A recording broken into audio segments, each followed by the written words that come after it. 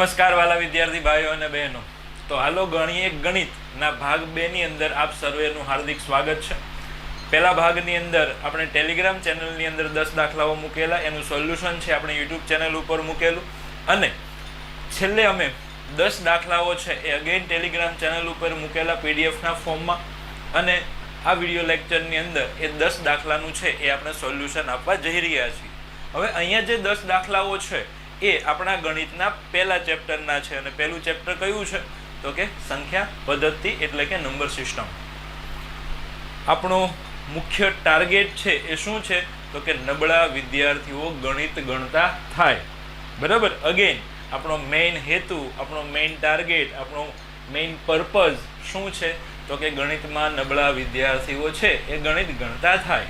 તો ચલો શરૂઆત કરીએ દાખલાઓ ગણવાની। અને તમે જો ટેલિગ્રામ ચેનલ સાથે નથી જોડાયેલા તો લિંક છે એ ડિસ્ક્રિપ્શનની અંદર આપેલી છે, ટેલિગ્રામ ચેનલની અંદર જોડાઈ જજો। તો સંખ્યા પદ્ધતિઓના 10 દાખલા છે એ આપણે ગણવાના છે। એમાં સૌથી સરળ દાખલાથી છે એ આપણે શરૂઆત કરીએ છીએ। તો શું છે પહેલો દાખલો? તો પહેલો દાખલો છે કે ભાઈ બે સંખ્યાઓનો સરવાળો 25 અને તફાવત 13 છે, તો તે સંખ્યાઓ શોધો।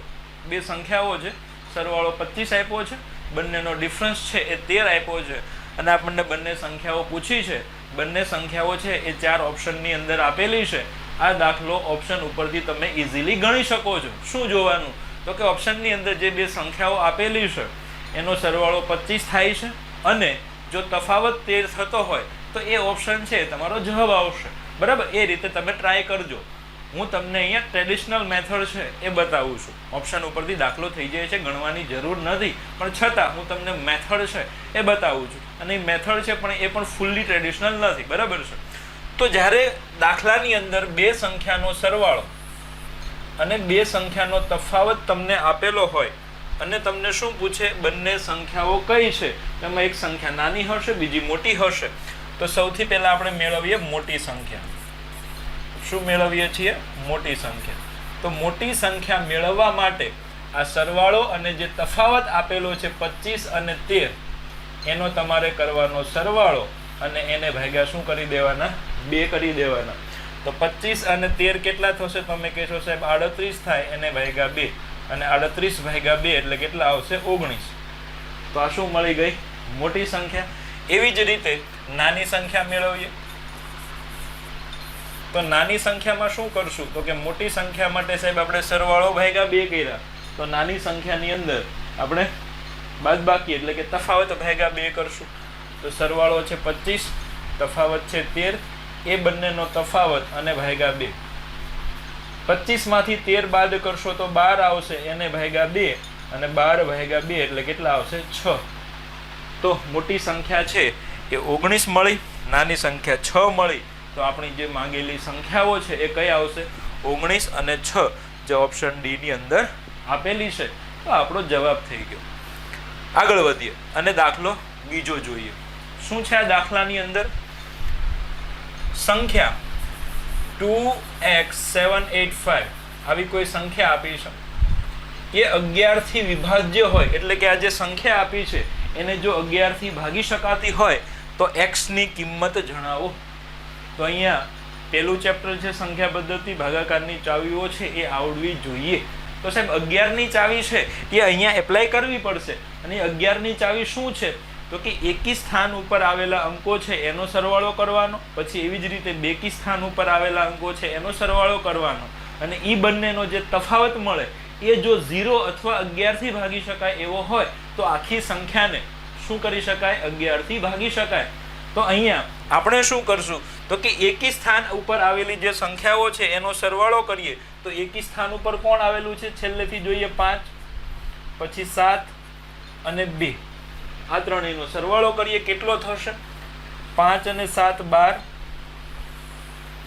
12 અને 2 14। તો એ સરવાળો હું અહીંયા લખું છું। એવી જ રીતે બેકી સ્થાન ઉપર આવેલા જે અંકો છે એનો સરવાળો કરીએ।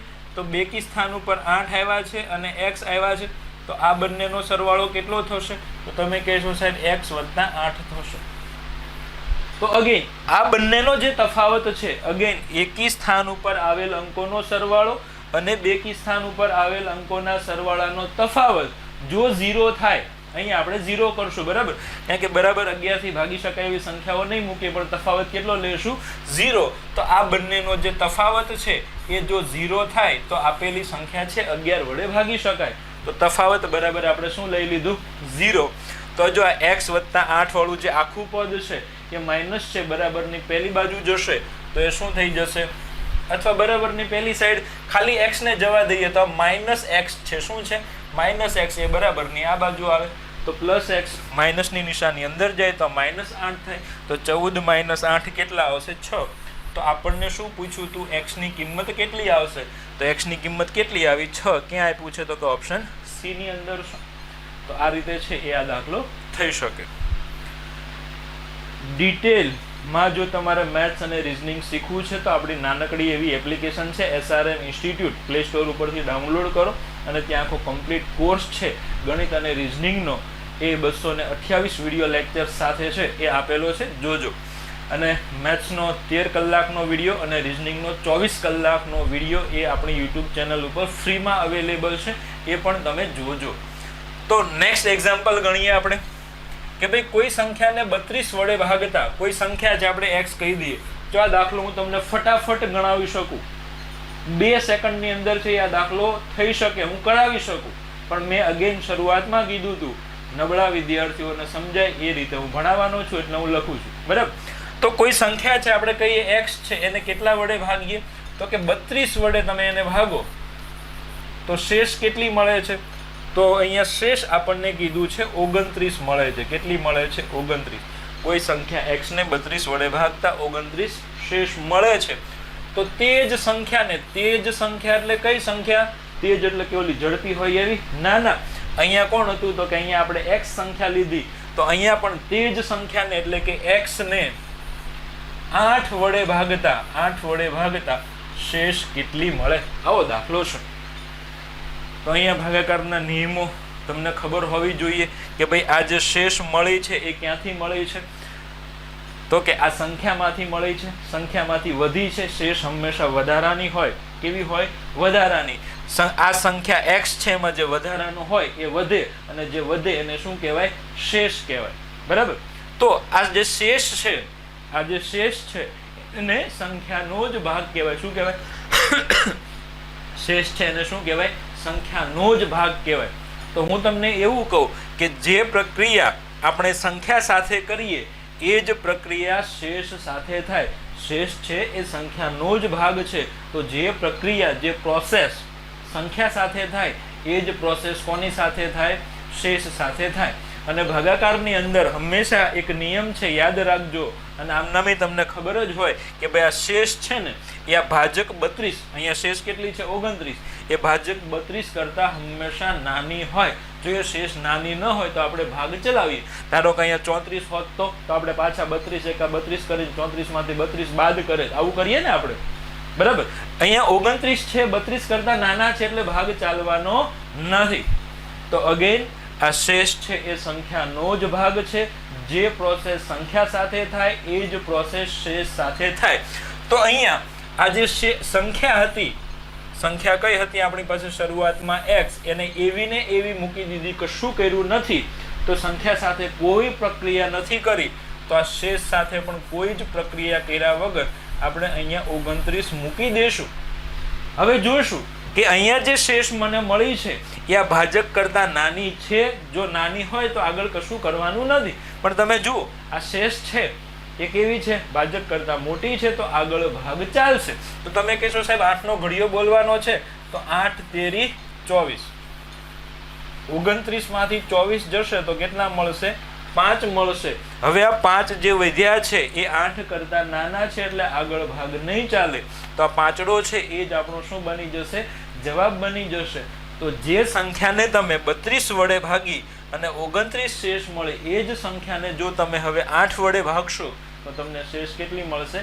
5 મળશે. અને કયો ઓપ્શન ટીક કરશું? Option A. તો આ તમને ડિટેલમાં મેં દાખલો સમજાવ્યો છે. પરીક્ષાની અંદર તમારે શું કરવાનું છે? જોવાનું કે ભાઈ તે જ સંખ્યાને કીધું છે તો અહીંયા જે સંખ્યા હતી એને જ ભાગી દેવાની છે. પણ કોનાથી ભાગી દેવાની છે? એટલે કે ભાગવાનું કીધું છે, બીજી સંખ્યા સાથે કોઈ પ્રક્રિયા થઈ નથી. તો તમારે શું કરવાનું તો કે અહીંયા જે શેષ હતી એને અહીંયા જે ભાજક આપ્યો છે એના વડે ભાગી દેવાની. નહીં તમે હવામાં ભાગી શકો મોઢે 8 × 3 = 24, 29 24 ગયા તો 5 વધ્યા. પણ અહીંયા જો તમને એમ કીધું કે વર્ગ કરવાનો છે તો અહીંયા જે શેષ આપી હોય એનો વર્ગ કરવાનો અને પછી જે ભાજક કીધું છે એના વડે ભાગી અને જે શેષ મળે જવાબ તમારે ટીક કરવાનો. સંખ્યા સાથે જે પ્રક્રિયા કરી હોય એ શેષ સાથે પ્રક્રિયા કરવાની અને પછી તમારે જે આપેલો ભાજક છે એના વડે ભાગાકાર કરવાનો. આગળ વધીએ. ચોથો દાખલો મસ્ત દાખલો છે કે ભાઈ 200 અને 300 વચ્ચે 13 થી વિભાજ્ય કેટલી સંખ્યાઓ મળે. આવા એક દાખલાનું મેં રીલ મૂકેલું અને રીલમાં તમને કહેતા મને આનંદ થાય કે 7 લાખ ઉપર વ્યૂ છે એ મળેલા. કેટલા વ્યૂ મળેલા? 7 લાખથી ઉપર. બરાબર. તો અહીંયા શું કીધું છે કે ભાઈ 200 અને 300 નામની સંખ્યાઓ છે એની વચ્ચે એવી કેટલી સંખ્યાઓ આવશે જેને 13 વડે ભાગી શકાય. આ દાખલાને હાવ ટ્રેડિશનલી તમે કરવા જાઓ તો તમારે સમાંતર શ્રેણીનો ઉપયોગ કરવો પડે, પણ આપણે સમાંતર શ્રેણીનો ઉપયોગ કરવા નથી. આપણે શું કરશું તો કે સૌથી પહેલા 200 લઈએ, એને 13 વડે ભાગીશું અને અહીંયા જે ભાગફળ મળશે એ શું હશે તો કે 1 થી 200 સુધીમાં 13 વડે ભાગી શકાય એવી સંખ્યાઓ મળશે. 200 ને 13 વડે ભાગતા જે ભાગફળ મળશે એ શું હશે તો કે 1 થી 200 સુધીમાં, યાદ રાખજો 1 થી 200 સુધીમાં 13 વડે ભાગી શકાતી સંખ્યાઓ કેટલી સંખ્યાઓ છે આપણને ભાગફળમાં મળશે. તો 200 ને 13 વડે આપણે ભાગીએ તો આપણે શું કરશું? 13 એકા 13, 20 માંથી 13 જશે તો 7, ઉપરથી આવ્યું મીંડું. 13 પંચા 65, 13 પંચા 65, 70 માંથી 65 જશે તો 5 વધશે, શેષ 5 આવી છે. 13 કરતા નાની છે એટલે અહીંયા આપણો ભાગાકાર પૂરો થઈ ગયો, આગળ કામ ચાલશે નહીં. તો અહીંયા 15 મળ્યા. એનો મતલબ શું થાય તો કે 1 થી શરૂ કરી 200 સુધીમાં, 1 થી શરૂ કરી 200 સુધીમાં 13 વડે ભાગી શકાય એવી સંખ્યાઓ કેટલી મળશે તો કે 15 મળશે. હે સાહેબ 200 ને 13 વડે ભાગી શકાય છે તો કે નથી ભાગી શકાતા. કેમ ખબર પડે તો કે અહીંયા શેષ 5 મળી છે, શેષ 0 મળી હોત તો આપણે એવું કહેત કે ભાઈ 200 ને પણ 13 વડે ભાગી શકાય છે. તો સાહેબ આ 15 સંખ્યાઓ કઈ છે તો કે 200 કરતા નાની 15 સંખ્યાઓ છે જેને આપણે 13 વડે ભાગી શકીએ છીએ. અહીંયા 200 નો સમાવેશ થયેલો નથી. તો હવે આવી જ રીતે આપણે 300 ને લઈએ. આપણને 1 થી 200 સુધીનું કીધું હતું, 1 થી 200 સુધીમાં 13 વડે ભાગી શકાય એવી સંખ્યાઓ કેટલી મળે તો આપણો જવાબ હતો 15. તો હવે આપણે 300 ને લઈએ છીએ, એને પણ 13 વડે ભાગીએ. અહીંયા 13 દુ 26, 30 માંથી 26 જશે તો 4, ઉપરથી આવ્યું મીંડું. 13 તેરી 39, 40 માંથી 39 જશે તો કેટલા આવશે? 1 આવશે. 1 શેષ મળી, આગળ ભાગ નહીં ચાલે. ભાગફળ કેટલું મળ્યું? 23. તો સાહેબ આનો મતલબ શું થાય તો કે 1 થી 300 સુધીમાં, યાદ રાખજો સમજજો, 1 થી 300 સુધીમાં 13 વડે ભાગી શકાય એવી 23 સંખ્યાઓ મળે છે. અને 23 સંખ્યાઓમાં આ 300 છે એની ગણતરી નથી થતી, કારણ કે 300 ને 13 વડે ભાગી શકાતા નથી. ભાગવા જઈએ તો એક શેષ મળે છે.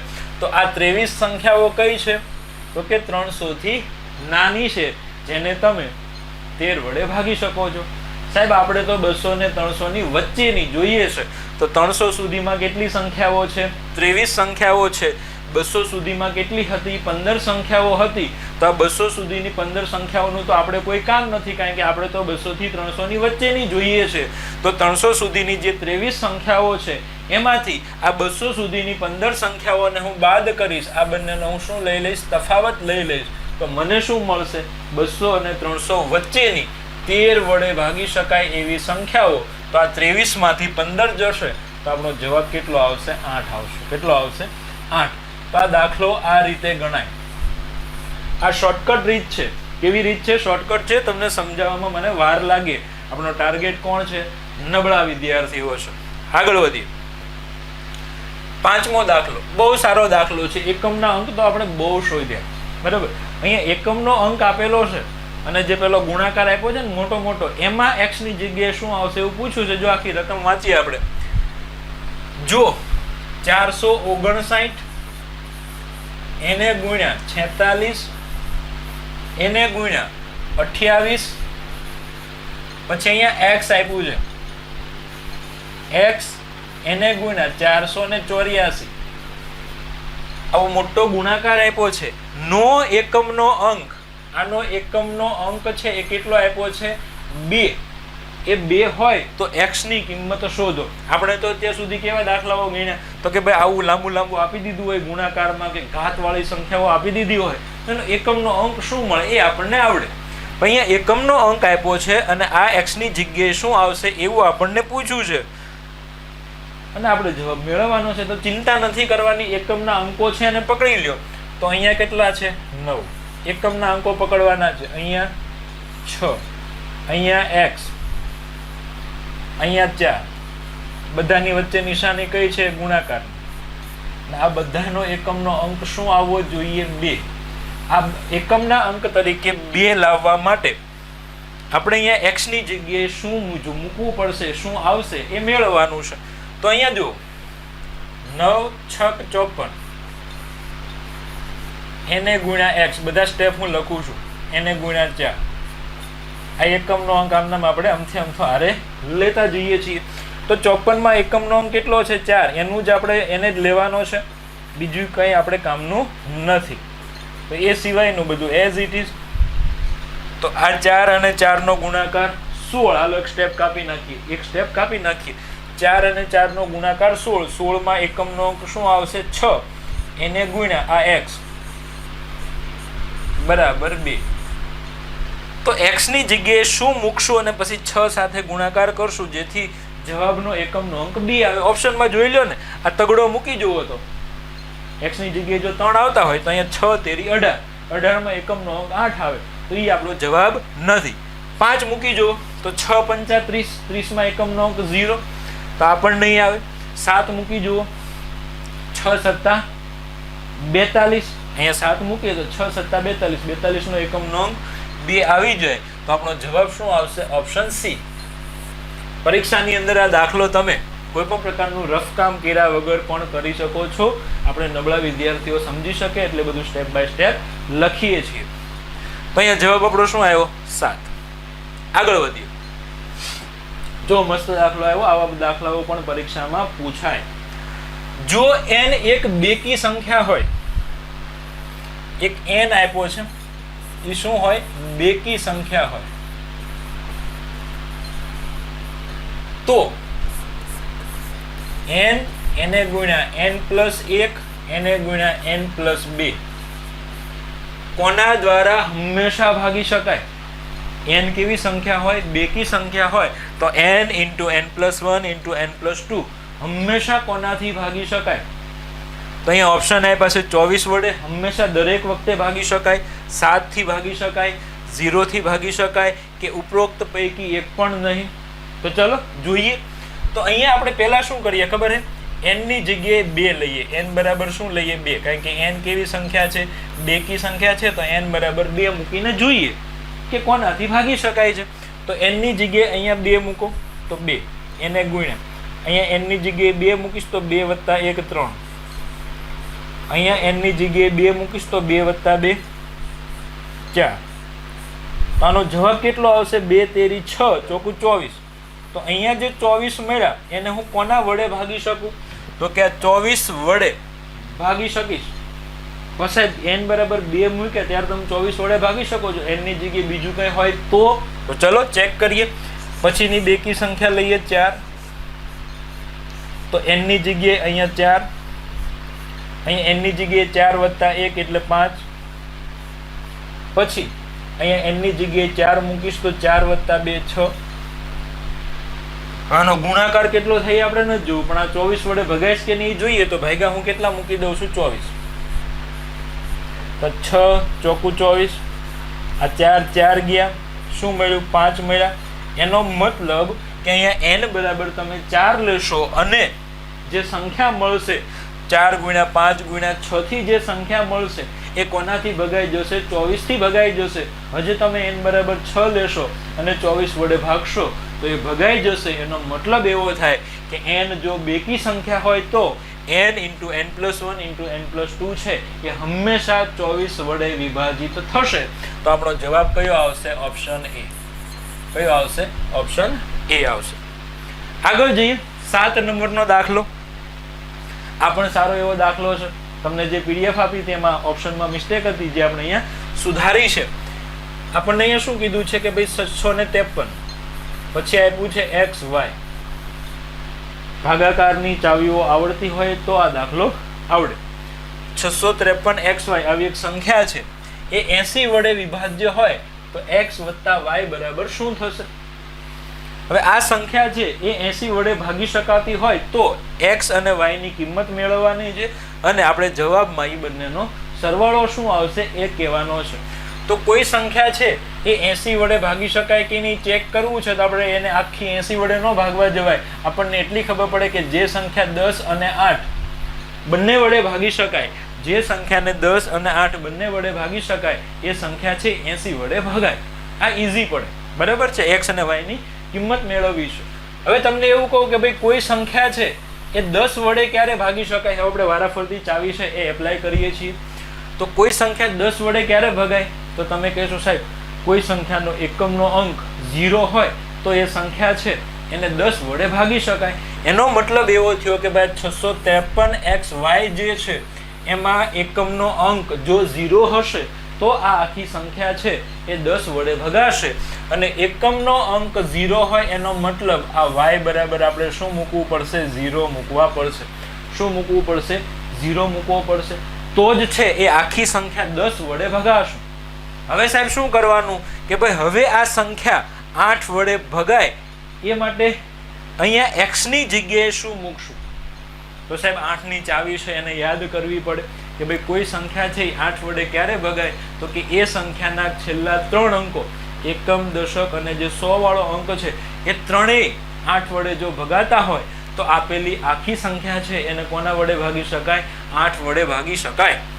તો અહીંયા હવે આપણે જોઈએ શું છે આપણી પાસે. અહીંયા જો હું લખી દઉં 3 છે, પછી x છે, y ની જગ્યાએ તો આપણને ખબર પડી ગઈ 0 જ આવશે. કોણ આવશે? 0. કારણ કે તો જ એ સંખ્યાને કોના વડે ભાગી શકાશે? 10 વડે.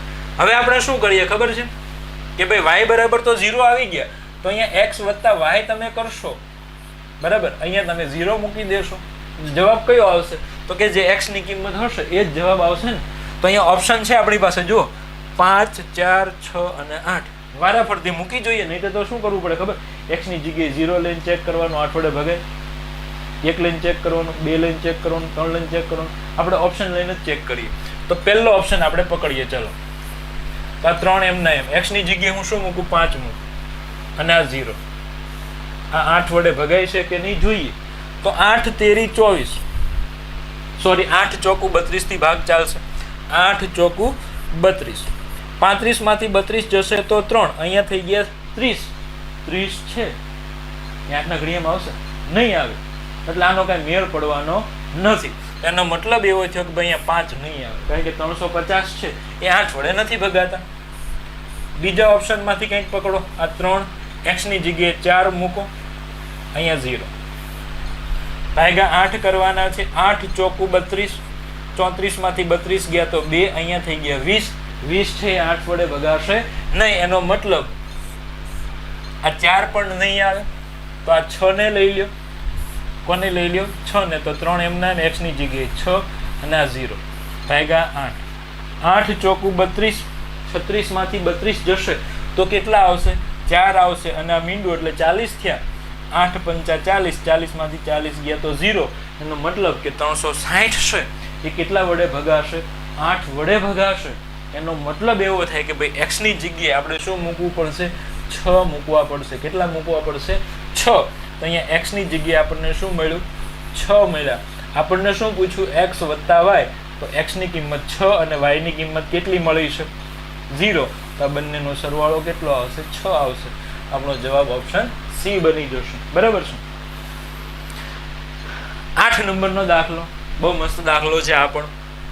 નીચેનામાંથી સહ અવિભાજ્ય સંખ્યાઓની જોડી કઈ છે? તો સૌથી પહેલા તો આપણને એ ખબર હોવી જોઈએ કે ભાઈ સહ અવિભાજ્ય સંખ્યા એટલે શું છે? અવિભાજ્ય સંખ્યાની તો ખબર છે. અને સહઅવિભાજ્ય સંખ્યાઓ હંમેશા જોડીમાં હોય. જોડીમાં બે બે સંખ્યા હોય એને એકબીજાની સહઅવિભાજ્ય સંખ્યા છે એ કહેવાય. તો એ કેવી કેવી સંખ્યા હોય એની બંને વચ્ચે શું સંબંધ હોય, બરાબર છે. તો સહઅવિભાજ્ય સંખ્યા એટલે શું? તો કે જે બે સંખ્યાઓનો ગુસાઅ એક હોય, જે બે સંખ્યાઓનો ગુસાઅ કેટલો હોય? એક અડે એક હોય. અથવા બીજી ભાષામાં કહીએ તો બંને સંખ્યાઓની અંદર સામાન્ય એકડો હોવો જોઈએ, કોમન અવયવ તરીકે એકડો હોવો જોઈએ. એકડા સિવાય બીજું કશું હોય તો ચાલે નહીં. તો અહીંયા જે ચાર ઓપ્શનની અંદર બે બે સંખ્યાઓ આપી છે એ બે બે સંખ્યાઓની અંદર જે બે સંખ્યાનો કોમન અવયવ એક હશે અથવા ગુસા એક હશે એ બંને સંખ્યાઓ છે એકબીજાની સહઅવિભાજ્ય હશે અને આપણો જવાબ બનશે.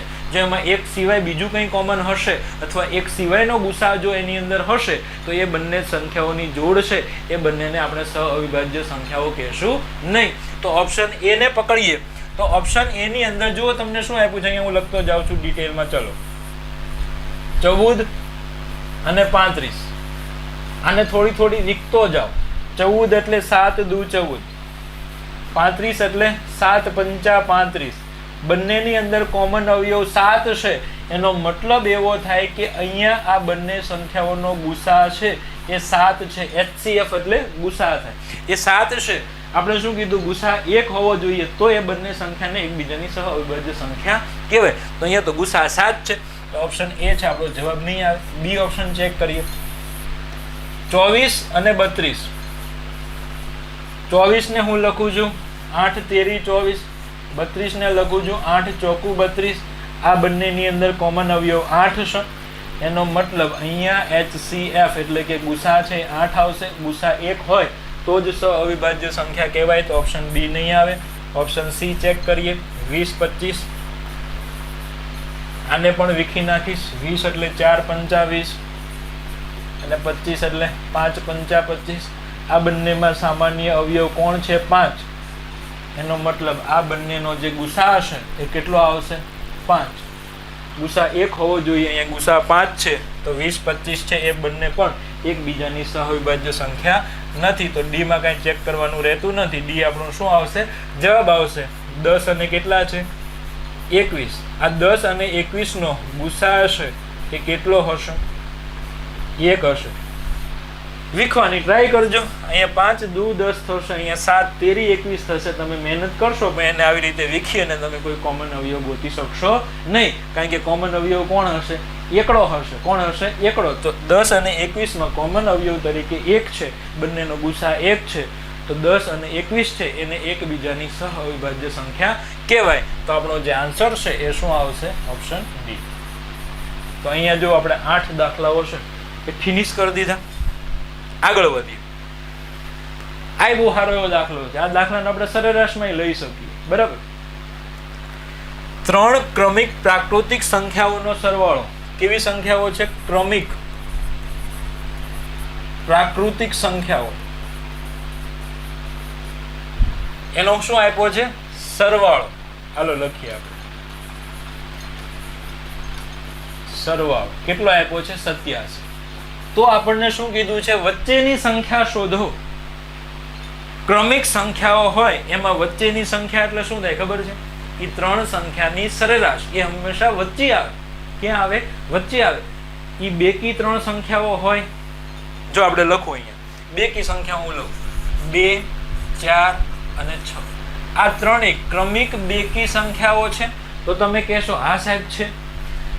તમને હવે એવું પૂછું કે આ ત્રણેય સંખ્યાઓની સરેરાશ કેટલી આવશે? તો એ સરેરાશ આવશે 4. સાહેબ ડાયરેક્ટ? તો કે હા ડાયરેક્ટ. જો સરવાળો કરીએ આપણે 2 ને 4 6 અને 6 12. સરવાળો ભેગા સંખ્યા કરશો તો તમને સરેરાશ મળશે ને. મેં અહીંયા 4 તમને ડાયરેક્ટ કહી દીધી છે. તો સરવાળો કરીને કરો, બરાબર. તો સરવાળો કેટલો આવ્યો? 12. 3 સંખ્યાઓ છે એટલે ભાગ્યા 3. 12 ભાગ્યા 3 એટલે કેટલા આવશે? 4. તો વચ્ચેની સંખ્યા છે એ શું હોય? સરેરાશ હોય. શું હોય? સરેરાશ. તો અહીંયા આપણને શું આપ્યું છે? તો કે સરવાળો આપ્યો છે 87. ત્રણેય સંખ્યાઓનો શું આપ્યો છે? સરવાળો 87 આપ્યો છે. અને શું પૂછ્યું છે? વચ્ચેની સંખ્યાઓ શોધો. વચ્ચેની સંખ્યા શોધો. અને ત્રણેય સંખ્યાઓ પાછી કેવી છે? ક્રમિક છે. તો વચ્ચેની જે સંખ્યા હશે એ શું હશે? તો કે જે ત્રણ સંખ્યાઓ છે એની સરેરાશ જેવડી સંખ્યા હશે અથવા એ સરેરાશ જે છે એ જ એ વચ્ચેની સંખ્યા હશે. તો સરેરાશ કઈ રીતે મળે? તો કે સરવાળો ભાગ્યા સંખ્યાઓ. તો અહીંયા તો સરવાળો આપણને 87 આપ્યો છે અને કેટલી સંખ્યાઓ છે? તો કે 3 છે. કેટલી છે? 3. તો આ 87 જે સરવાળો આપ્યો છે ને એને 3 વડે ભાગી દઈએ, એ જ આપણો શું બની જશે? જવાબ બની જશે. તો અહીંયા 3 દુ 6, 8 માંથી 6 જશે તો 2, ઉપરથી આવ્યો 7 વડો 27 થયા, 3 નવા 27, 27 માંથી 27 ગયા તો 0. તો 87 ભાગ્યા 3 કરશો તો તમને કેટલા મળશે? 29 મળશે. એ 29 છે એ સરેરાશ છે. એટલે કે જે આપેલ ત્રણ સંખ્યાઓ છે ક્રમિક પ્રાકૃતિક સંખ્યાઓ, એમાં વચ્ચેની સંખ્યા છે એ કઈ હશે? 29 હશે. તો આપણો જવાબ છે એ કયો બનશે? 29. Option B. છેલ્લો દાખલો ગણીએ. સારો એવો દાખલો છે, પરીક્ષાની અંદર ભૂતકાળમાં પૂછાયેલો પણ છે. પરીક્ષાનું નામ આપણે નથી લખ્યું. આમાં જેટલા દાખલાઓ ગણ્યા એમાંથી ઘણા બધા દાખલાઓ ભૂતકાળની અંદર રેલવેની પરીક્ષાઓની અંદર, સ્ટાફ સિલેક્શનની પરીક્ષાઓની અંદર પૂછાયેલા છે. તમે ઘણીવાર મોટું સાફ કરી લો, તમે ઘણી વખત છે એ યુટ્યુબની અંદર જોતા હશો કે ભાઈ હવે એસએસસીની પેટર્નના ને એ બધા પ્રશ્નો છે આપણી પરીક્ષાઓની અંદર આવે છે. તો તમને એટલું કહી દો કે આપણો જે ગણિત અને રિઝનિંગનો કોર્સ છે એનો એક દાખલો છે એ ભૂતકાળની અંદર એસએસસી જેવી પરીક્ષાઓની અંદર પૂછાયેલો છે. એ જ રીતે આપણે આપણો કોર્સ છે એ ડિઝાઇન કરેલો છે. અગેઇન કહું છું, આપણી એપ્લિકેશન છે SRM ઇન્સ્ટિટ્યૂટ, એ ડાઉનલોડ કરી જોજો. એની અંદર 6 મહિના અને 1 વર્ષની વેલિડિટી વાળા 2 કોર્સ છે એ આપેલા છે. તો અહીંયા આપણો છેલ્લો દાખલો ગણીએ આપણે. બે સંખ્યાઓનો સરવાળો 20 છે. સંખ્યાઓ આપણે કહી દઈએ x અને y. તો x અને y નો જે સરવાળો છે એ 20 આપ્યો છે. બંનેનો ગુણાકાર એટલે કે x ગુણ્યા y બરાબર આપણને કેટલા આપ્યા છે? 40. તો તે બંને સંખ્યાઓના વ્યસ્તનો સરવાળો શોધો. બંને સંખ્યાઓનો વ્યસ્ત એનો સરવાળો શોધવાનો છે. તો પહેલી સંખ્યા આપણે x લીધી, એનો વ્યસ્ત શું લખશું? 1/x. બીજી સંખ્યા છે એનો વ્યસ્ત શું લખશું? 1/y. આ બંનેનો સરવાળો શોધવાનો છે. બરાબર શું આવશે એ આપણે કહેવાનું છે. તો સાહેબ આપણી પાસે તો x + y અને x ગુણ્યા y ની કિંમત છે, કંઈ વાંધો નહીં. આ બંનેનો સરવાળો કઈ રીતે થાય? તો કે છેદમાં બંનેનો લસા આવે. કોનો? તો કે x અને y નો. x અને y નો લસા કેટલો થાય? xy. પછી આ એકડો છે x થી ગુણાઈ જાય અને આ ઉપરનો એકડો છે y થી ગુણાઈ જાય તો ઉપર આવશે x + y.